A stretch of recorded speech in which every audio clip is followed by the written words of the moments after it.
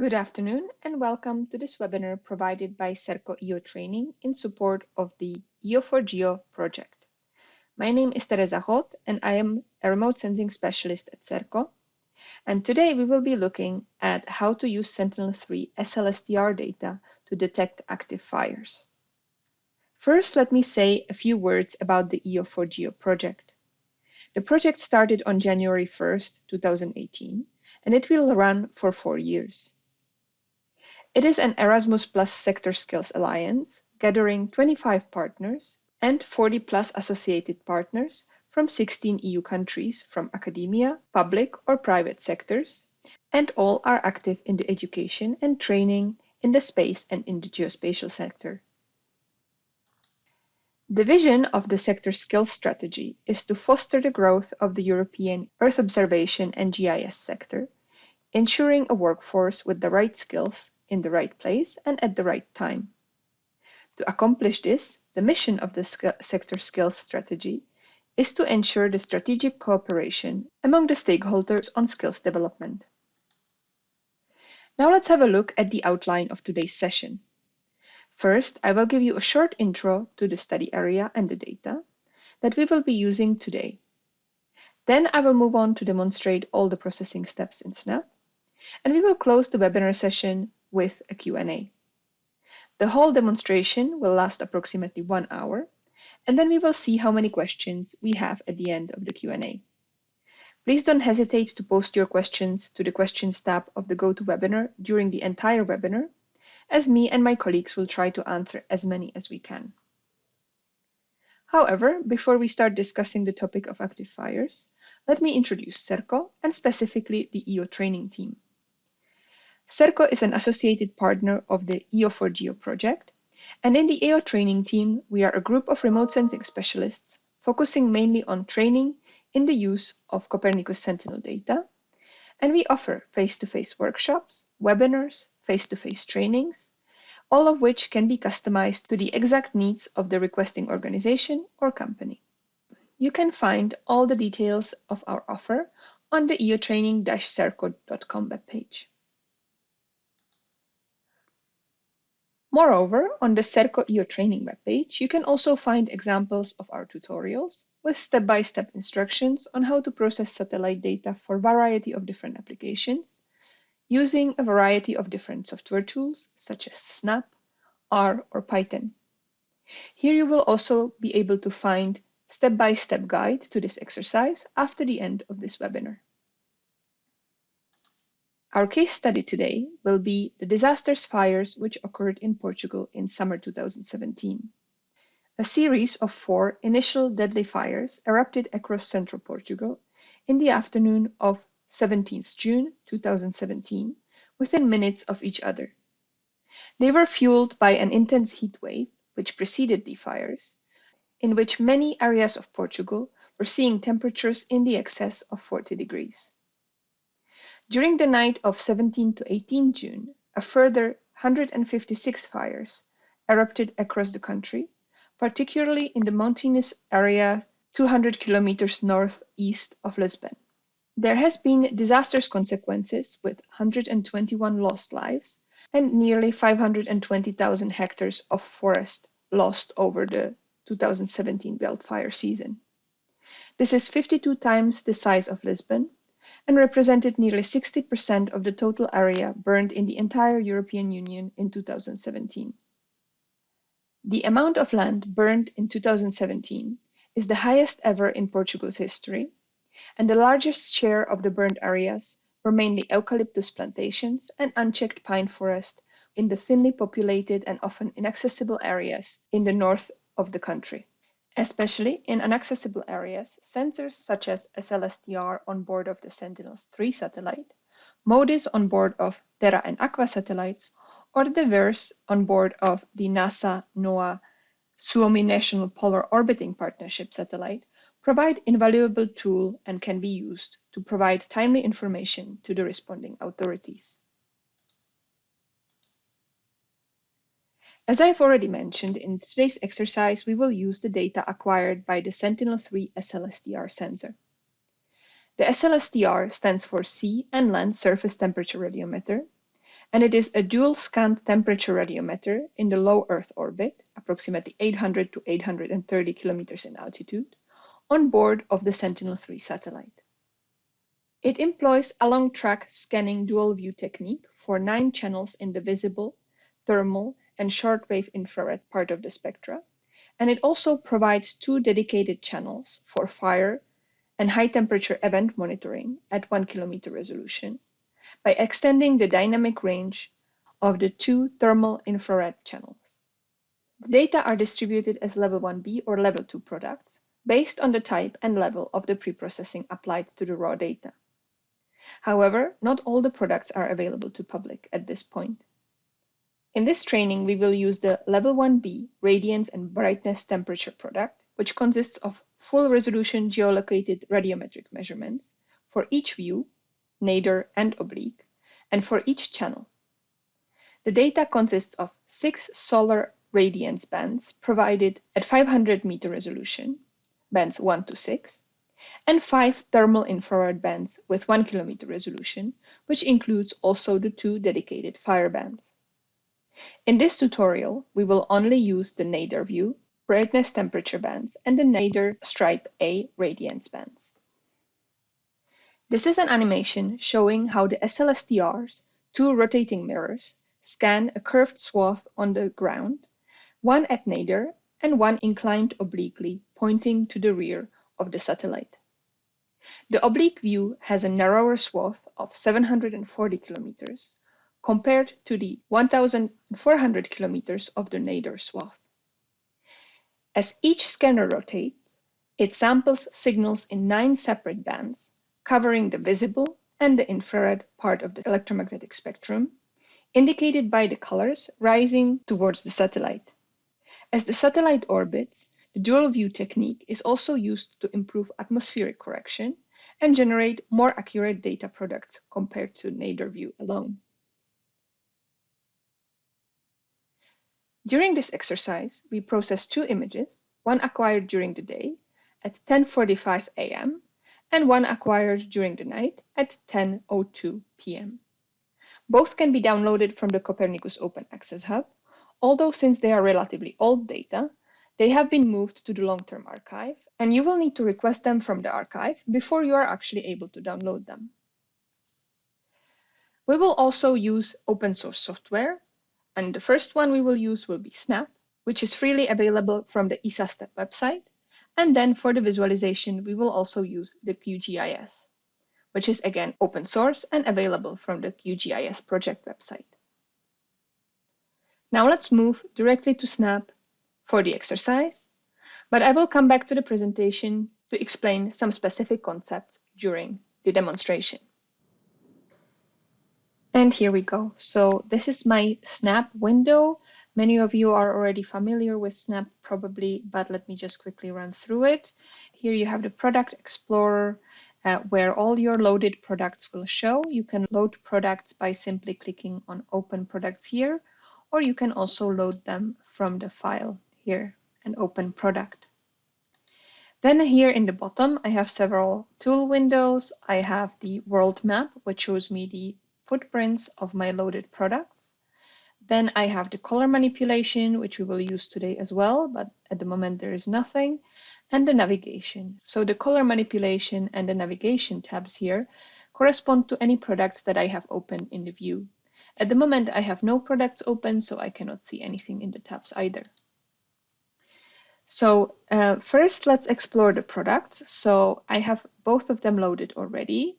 And the first one is the day product and the second one is the night product. Let me then click and show you the structure. And of course, what we are most interested in is the bands folder here.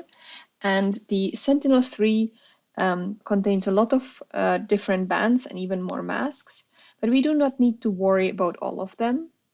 As I've mentioned before, we will only use the nadir bands with the suffix IN for the 1 kilometer resolution bands, so that we have right here brightness temperature IN, and this is the bands 7, 8, and 9.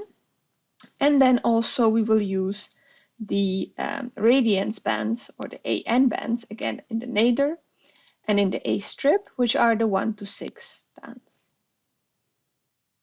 And then, of course, also the fire bands, which are the first in the list here, and those only have the suffix N. And those are the 2 fire bands. Okay, so let's first create an RGB composite of both of our products. So let me collapse this, and I can just right-click on the product and go to Open RGB Image. Now for the RGB image, I want to just simply use the predefined profile, which uses band 3, 2, and 1, of course, again, in the nadir configuration. And here we go. And now I will do the same also for the night product. And I can show them side by side by clicking on Window and then Tile horizontally. Now you can see that my products are not covering exactly the same area. So actually when they are linked, they are not exactly, they are overlapping only on certain parts. So let me unlink them. And let me zoom in on both. There we go. Now you can see that since we are creating the RGB composite with the radiance bands, which rely, of course, on the reflected solar radiation, we have a nice image during the day. However, during the night, we basically don't have any information at all. This is absolutely expected and normal, and we, for the night, will have the information in the brightness temperature bands. So now let's start with the processing. The processing of the day and night acquisitions differs slightly, and we will go through each of them separately, and we will also go through each of the pre-processing steps separately. Now, when you're running the processing yourself, you can easily create a graph here using Tools and Graph Builder and put all of these steps into graph so you can process also your data in batch mode, for example. However, for this exercise, I will just process the data step by step. First, we will start with the day product. So let me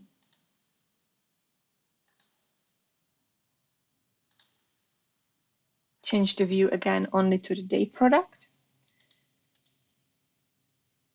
And you can see that there is a lot of clouds in my image. Now, cloud masking is essential to the detection of active fire pixels because optically thick clouds can make it impossible to identify active fires through passive remote sensing, such as remote sensing with Sentinel-3.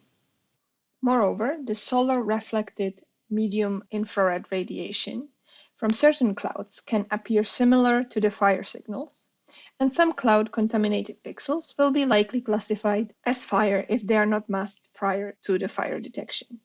Now, the level 1B product that we are using is containing a cloud mask. However, some cloud mask algorithms, such as this one, also identify optically thick smoke as cloud, even though fire detection can typically be made through smoke as well. Smoke is generally relatively transparent at the medium infrared wavelength, unlike meteorological clouds. Basically, for this reason, we cannot use the masks available in the product, and we need to derive our own mask. However, prior to deriving our own mask, we need to convert our data from radiance to reflectance. To explain what the difference is, I will go back to the presentation. As I already said, we need to convert our data from top of atmosphere radiance to top of atmosphere reflectance. Most optical satellites provide radiance values, which correspond to the measurement of light seen by the instrument from an area on the surface, given in watts per square meter per steradian per nanometer of wavelength. Reflectance, however, is a unitless ratio of the amount of light leaving the target pixel to the amount of light arriving to the target pixel, and it is a property of the surface or the objects within the pixel. The conversion, therefore, requires a per pixel values of solar spectral irradiance, wavelength, and the sun zenith angle. These values are provided in the Sentinel-3 product metadata, and we can simply use the tool available in SNAP to do this conversion.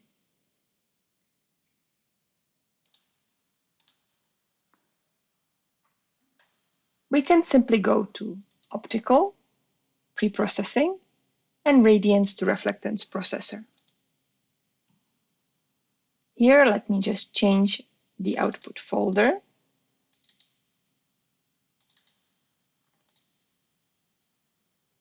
And then I can go to Processing Parameters. And here I have to select, of course, the correct sensor. So at the moment, it's the Ocean and Land Color Imager, but I actually want the SLSTR.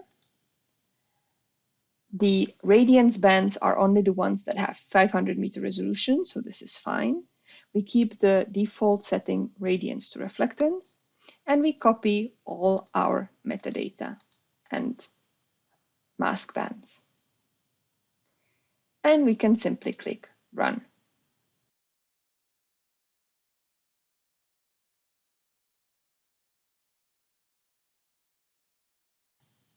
And here we go. And our new product has been now written to our output folder, and I also have it loaded here in Snap right away. Now the next step that we need to do is to resample our data. As I've mentioned previously, the brightness temperatures are given with 1000 meter resolution, while the radiance, now reflectance bands, are provided with 500 meter resolution. For further processing, it's necessary to have all the bands in the same resolution. And since for the active fire detection, we will use the brightness temperature bands, we will now resample all the bands also for the reflectance to 1000 meters. So let's go to Raster, Geometric Operations, and Resampling. Now in the name, make sure you have the third product selected. So it has to be the one that is converted from radiance to reflectance. Then we select Save As to actually write our result to the disk. And we can then go to the processing parameters, and here we have three options. We can either resample our product based on a reference band from the source product, which for us is the most convenient since we already have a product that has 1000 meter pixel size. Or we can resample by target width and height or by pixel resolution of the target. So for example, we could use this option if we wished to resample our data to 2000 meters instead of 1000 meters. Now let me select one band that has 1000 meter resolution.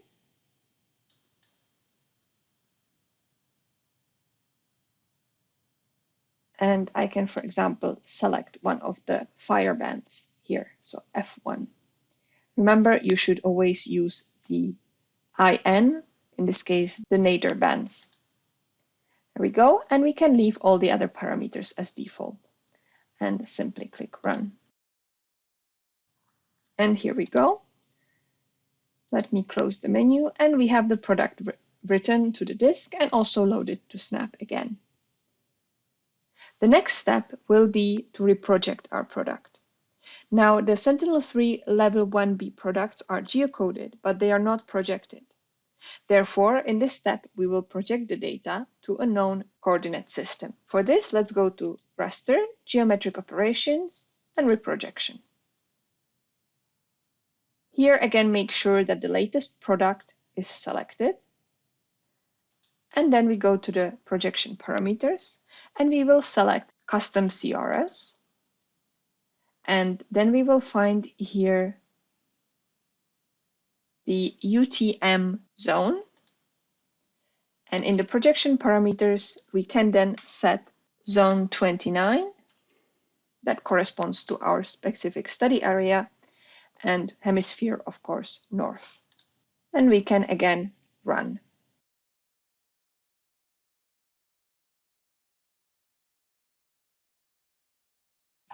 And here we go.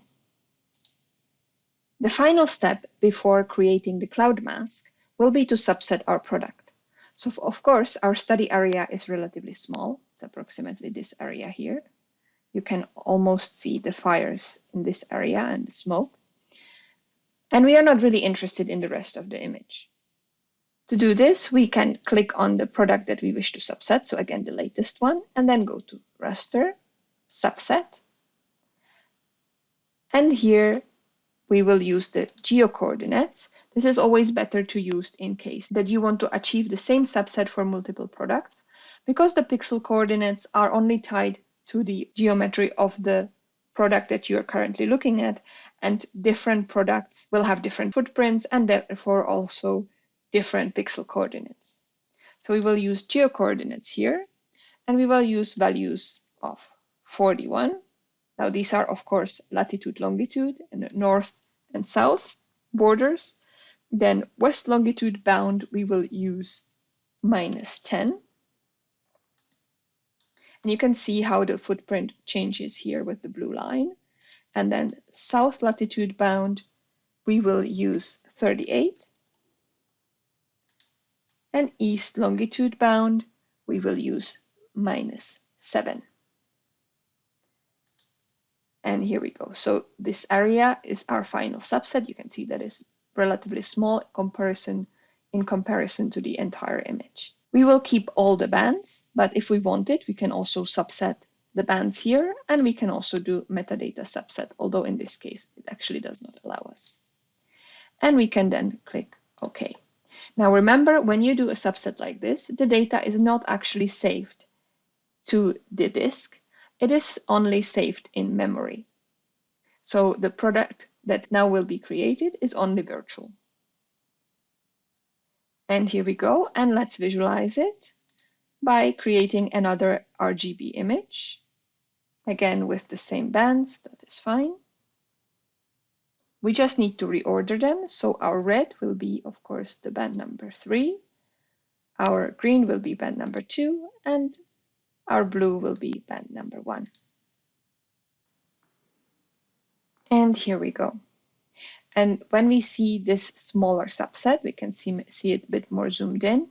And you can see, for example, this is the area of the fire. We can also beautifully see the burnt area in dark color. And we can also see the smoke rising from the fire. And we can see that it appears very different to the actual clouds. And now we can move on to creating the cloud mask. For this, let me go back to the presentation.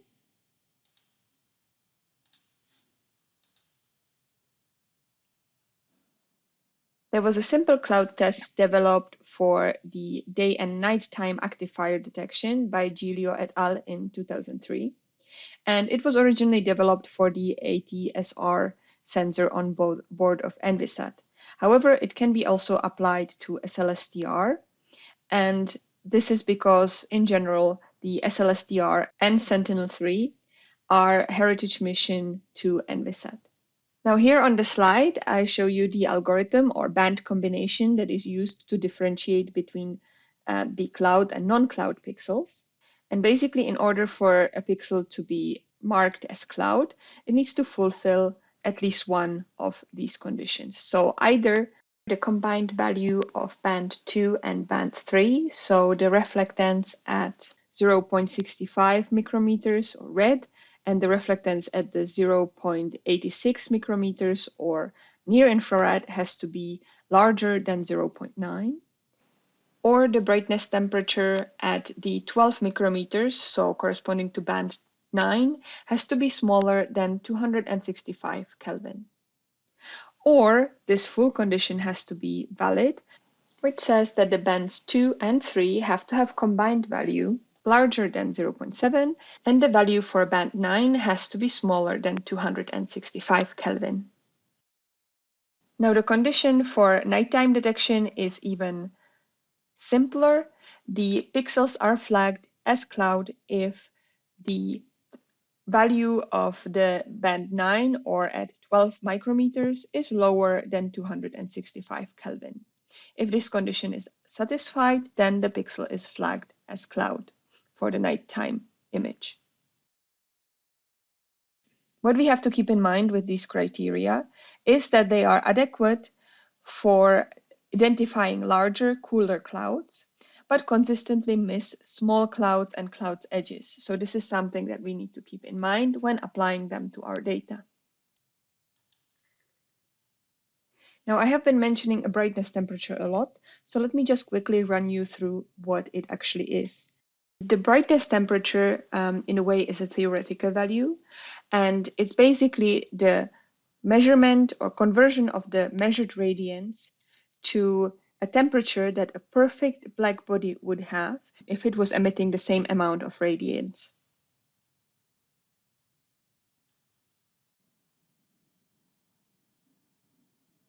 To implement this threshold and also to create our cloud mask, we will simply use the bandmath operator.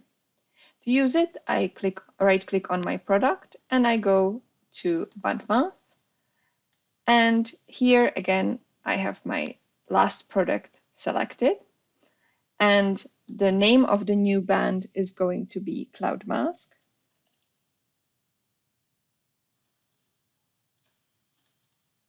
Here we go.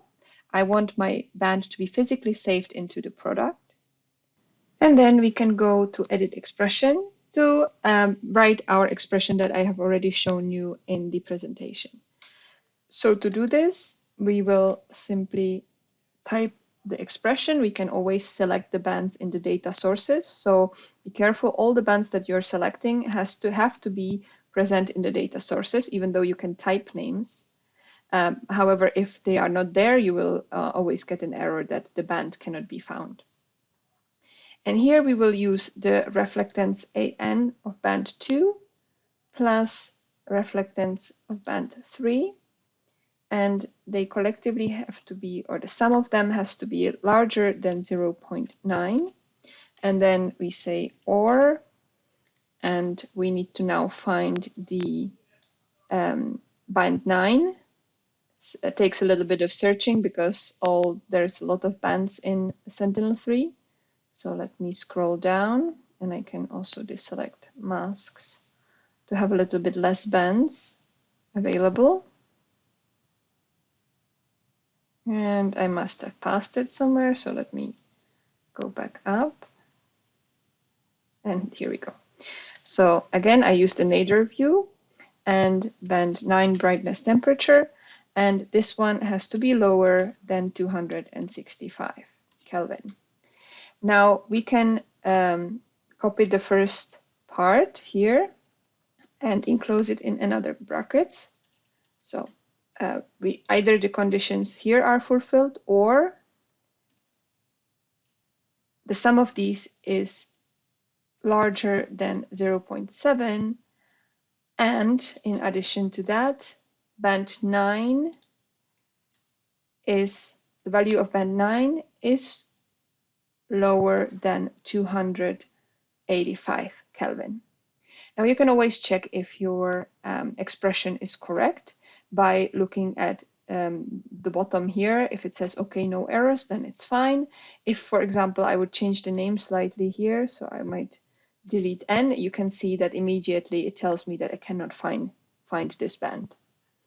Okay, so let's click OK and OK again. And here we go. Now these expressions are relatively long, so I have also included here, or I have prepared for myself here, a expression document where I can copy paste them from, and I will be copy pasting them for the rest of the exercise. And you can also find them then in the Circle Your Training webpage where you have the step-by-step guide. You can find the expression file as well.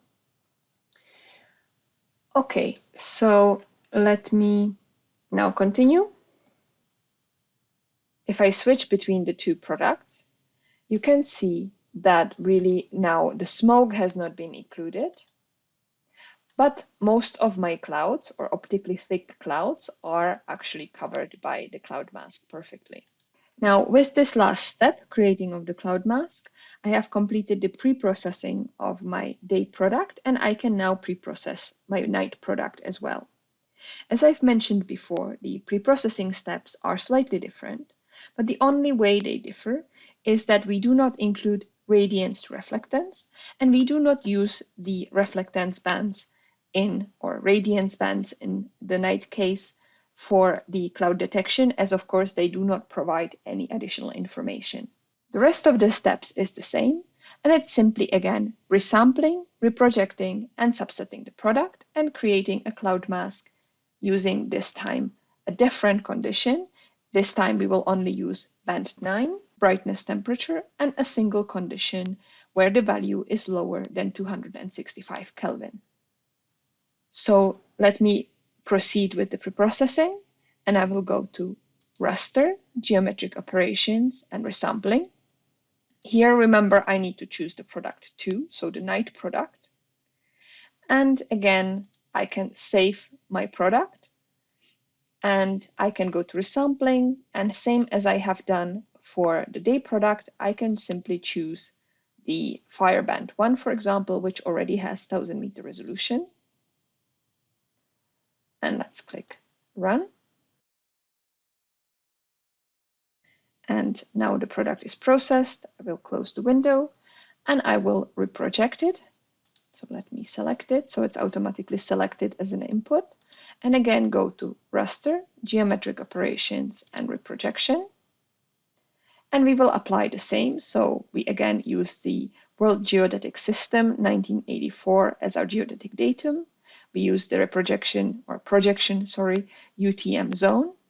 And we select the parameter, which will again be the same because of course our study area is the same, and it will be the zone 29 north. We keep all the other parameters the same and we click run.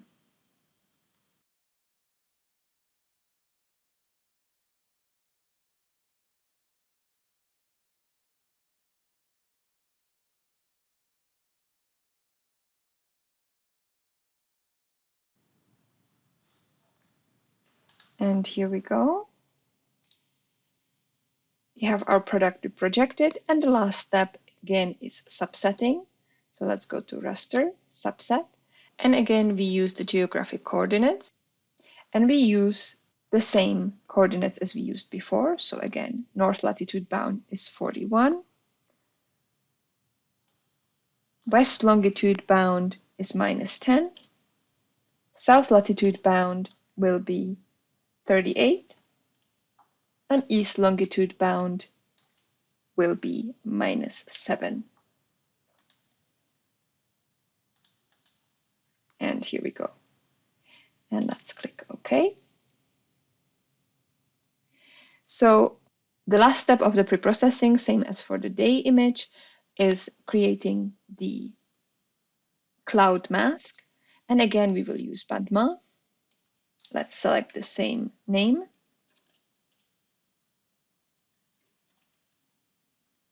Again, we want to save the band physically, so we deselect the virtual. And in band math, we can again go to my expressions here. And this time the expression is much simpler. And we are using a single band, in this case band 9, brightness temperature.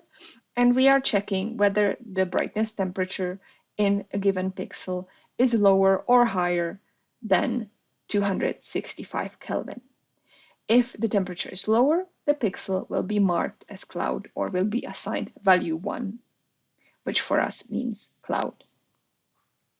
And let's click OK. And here we go. Now we have no radiance bands to compare the result with.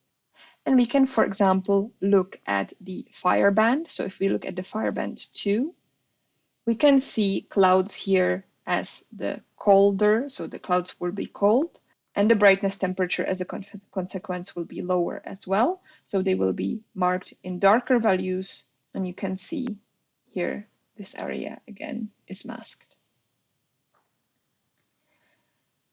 Okay, and now let's finally move to the active fire detection.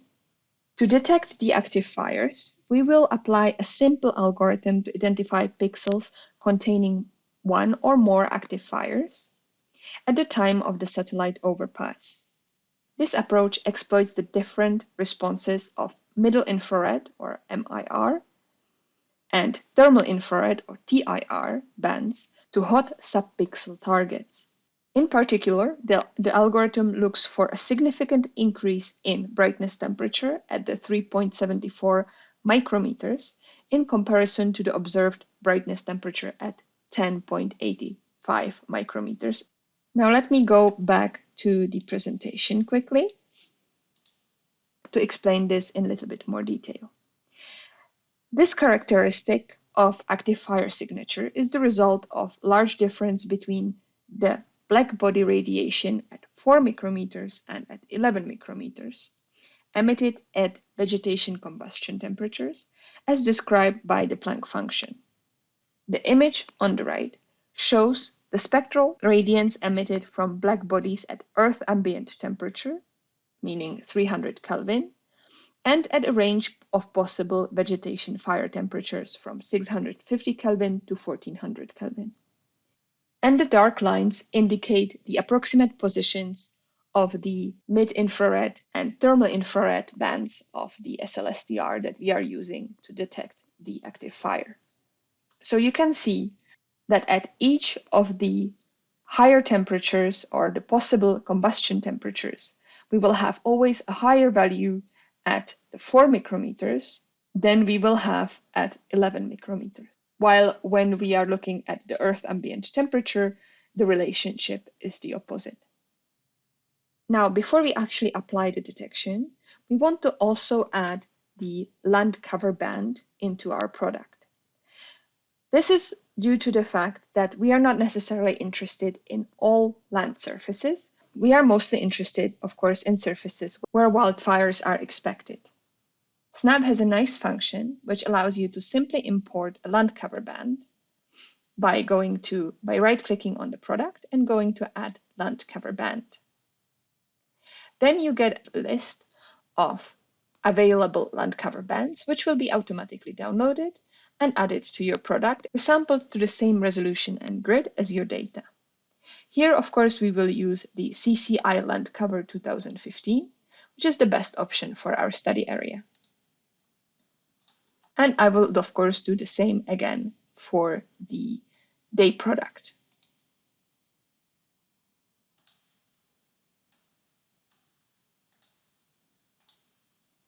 And here we go. Now let me close all my open views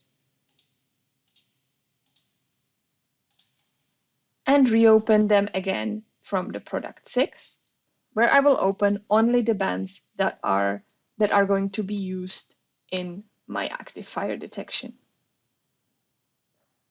Those will be the 2 fire bands,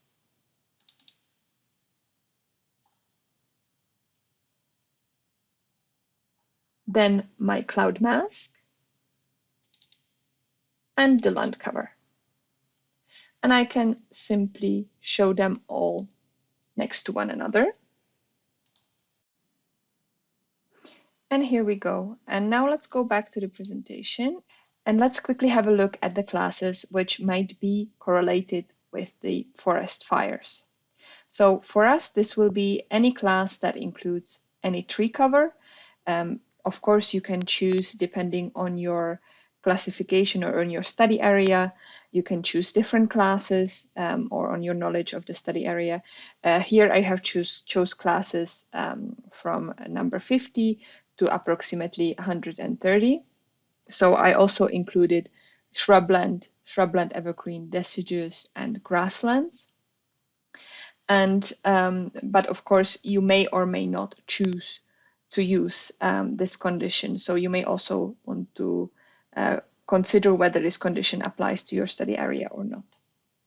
Now let's have a look at the fire that we know that occurred, which we can see clearly bright pixels here, which correspond to recently burned area and active fire. And if I zoom in to this area,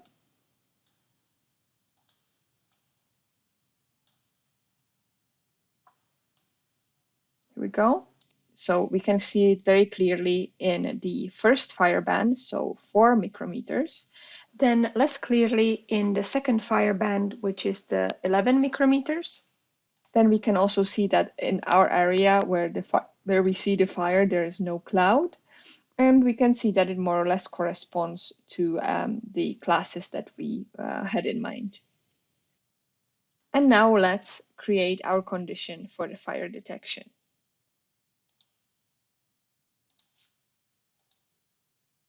Now for the active fire detection for day and night, I use slightly different conditions again. Since we expect a cooler background at night and we do not want to eliminate active fire pixels by accident with a high warm background condition.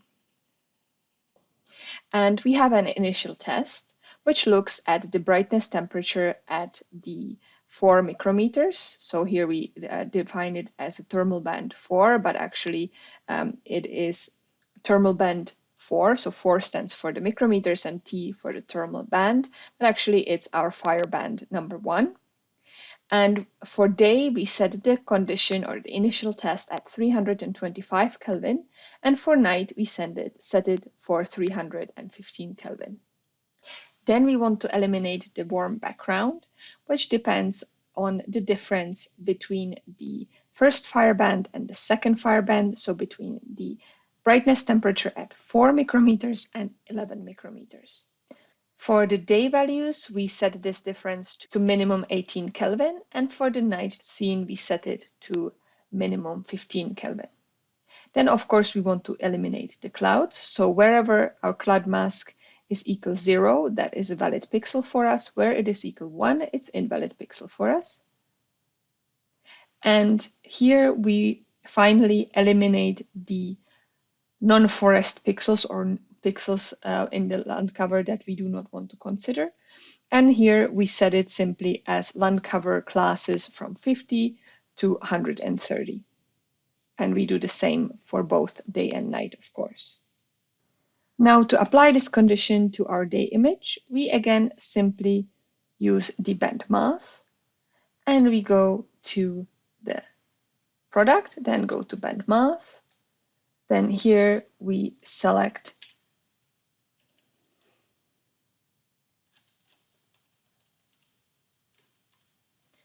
I add LC for the land cover just to indicate that in this specific case I am using the land cover as a condition. But again, as I said, you may choose to not to use it. And in expressions, I already have again here the condition.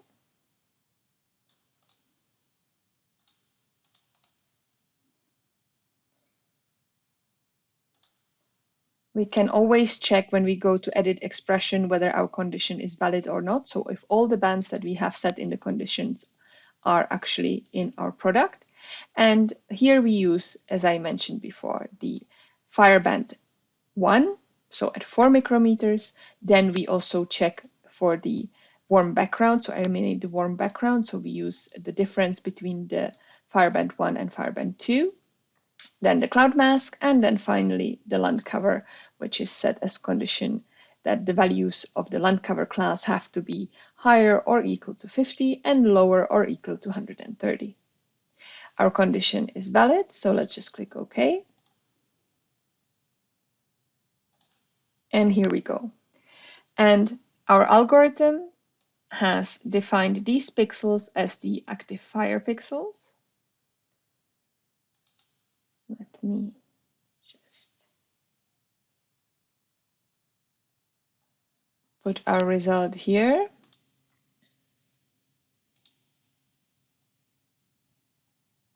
So we can actually compare them next to one another. Our bands are slightly not the same width now, but that's okay. Let me rearrange a little bit. And you can see that the active fires have been detected on the edges of this warm, bright area. Of course, this is logical because in the center, the area will be warm, but it's already burned. So the temperature generally will be less than in the edges where we still have active fire burning. And you can also see that for the band 11 here, for the 11 micrometers here, the brightness temperature is higher in the center.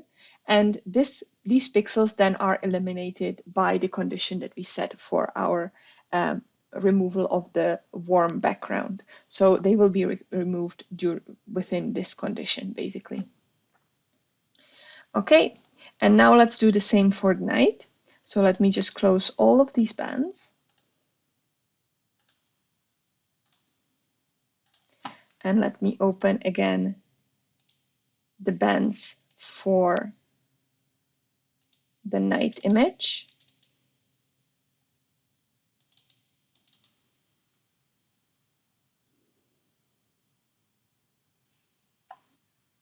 And I will again tile them horizontally, zoom into all. And one thing that you can notice right away is that we cannot see the clear distinction between the brightness temperature of land and ocean. So if you remember, land and ocean, so basically the difference between the land and ocean in the fire bands or in the brightness temperature at 4 micrometers and at 11 micrometers during day was much larger than during the night. So of course the land cools down, the ocean stays at approximately the same temperature. So we have way less difference between the two. And let's do the same. So we again apply a condition as I have shown you before in the presentation.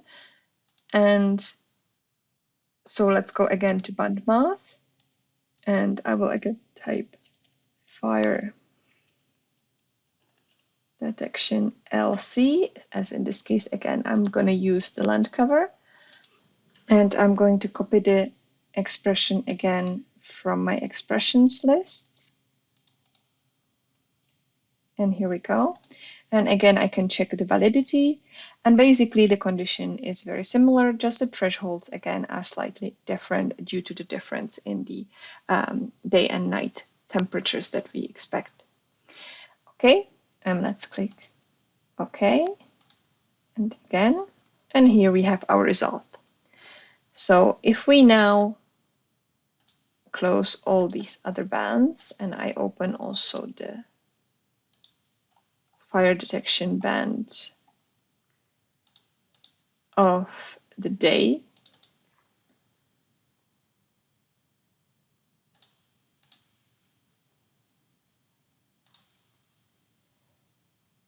and let me go now again to tile horizontally so we can see them next to one another.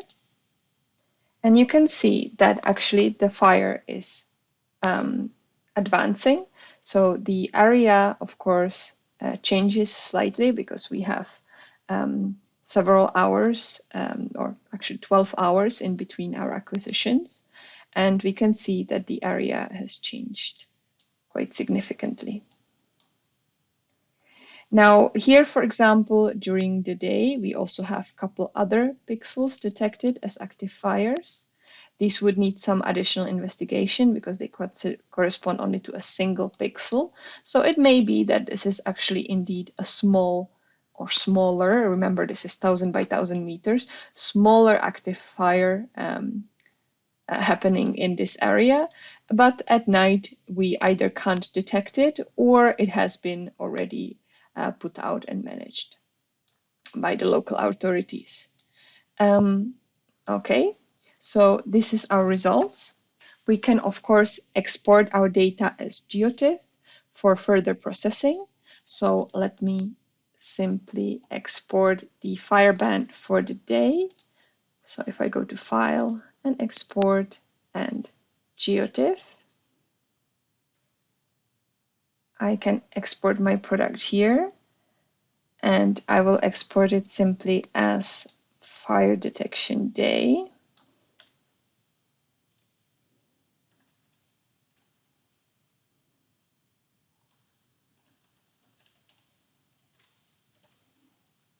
And I can also subset. So I can create a band subset in this case, where I select none except my final fire detection. And I do not wish to include the flags. And then export product. Here we go. And I can, of course, do the same for the night product. So again, export, GeoTIFF, and simply name it night. And again, I will subset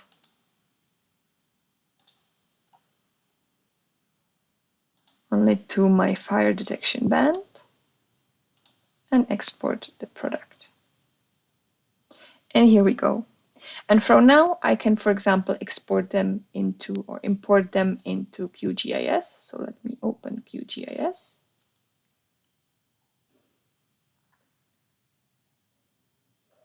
Here we go.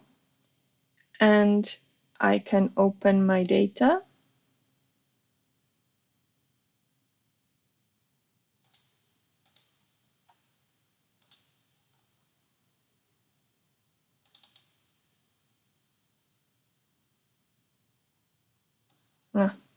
Fortunately, I didn't notice that my name here has changed, so I can just change it here for now.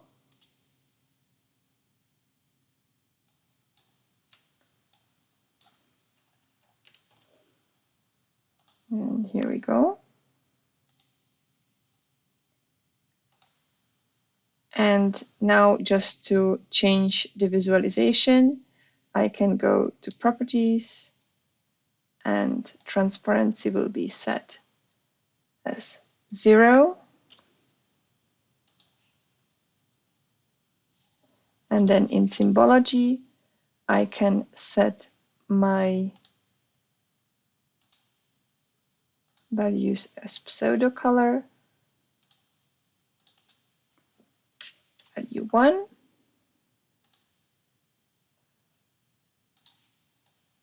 And we can now see that for night this worked well. And I can simply copy the same visualization to my day pixel values. But maybe it would be nice to set slightly different colors. So let me change here to, for example, orange.